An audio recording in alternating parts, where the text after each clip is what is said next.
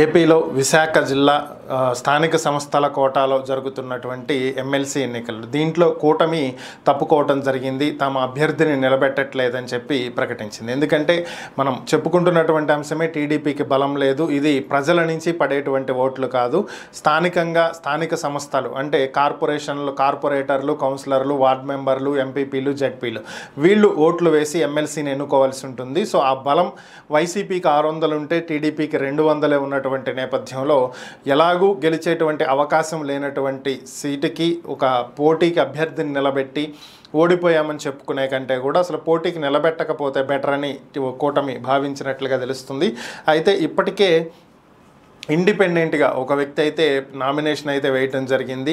లాంఛనంగా ఇక ఓవరాల్గా గెలిచేటువంటి అవకాశం బొత్స సత్యనారాయణ గారికే ఉంది అని చెప్పి అనుకుంటున్నటువంటి నేపథ్యంలో దీనికి సంబంధించి అంబటి రాంబాబు మాజీ మంత్రి స్పందించడం జరిగింది. ఆయన మాట్లాడుతూ వైసీపీది ఈ విజయం అనేది వైసీపీలో నూతన ఉత్సాహం నింపుతుందని, దీంతో ఇంకా పార్టీలో బలం ఉందని, స్థానిక నేతలు అలాగే కార్యకర్తలు పార్టీ వైపే నిలబడి ఉన్నారని, వైసీపీకి ఈ విజయంతో పూర్వ వైభవం మరలా వచ్చేటువంటి పరిస్థితులు కనిపిస్తున్నాయి అని చెప్పి ఆయన వ్యాఖ్యానించడం జరిగింది.